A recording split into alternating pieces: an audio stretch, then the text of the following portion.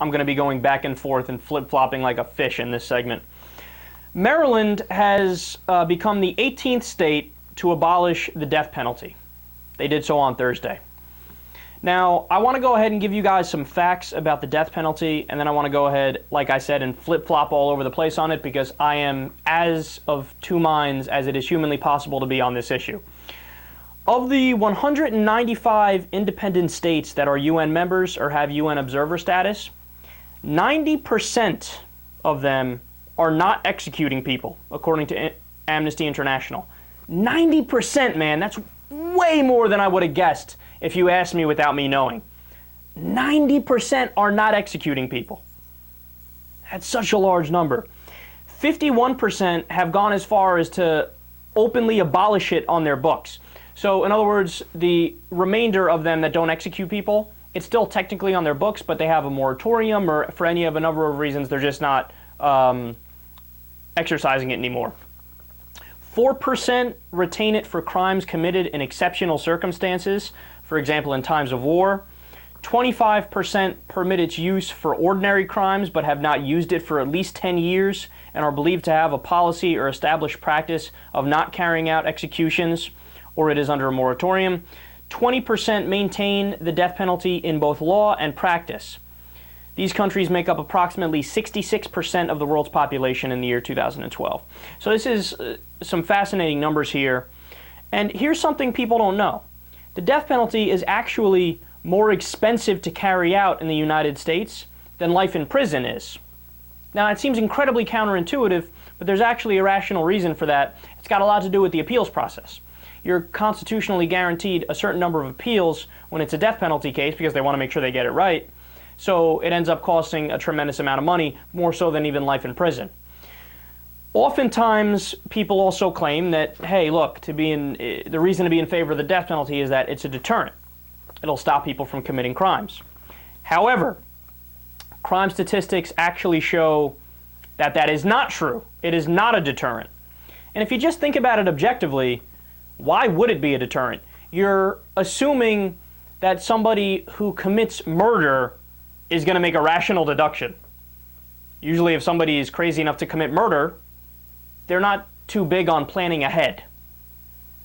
Also, more than 2,000 inmates and ex-cons have been exonerated in the United States since 1989. 142 of them have been death row cases. So what's happened is, since DNA evidence has come out, a lot of cases have been revisited, and it turns out there was wrongful convictions, shitload of wrong convictions, and 142 wrongful death penalty convictions is so many, man. And look, in a lot of those cases, keep it real. They were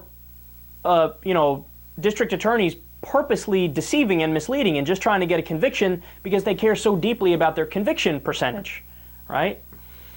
In fact, I don't know about you guys, but I've seen shows on the History Channel and Discovery Channel that go into detail about specific ones where it appears like there was some foul play and they were just trying to convict anybody for a crime.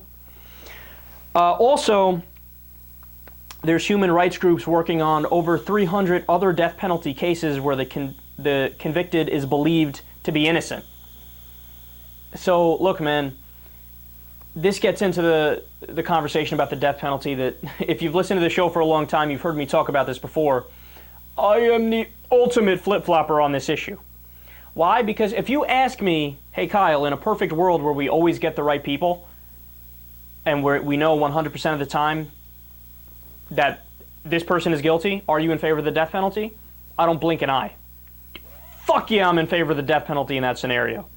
Do I think that the asshole that shot up the theater in Aurora deserves to die? Yeah, I think he deserves to die, and then we should bring him back to life and then kill him again. Yeah, fuck him. Of course he doesn't deserve to die. How about if the Sandy Hook Adam Lanza, if he ended up surviving? Yeah, I would want to kill him.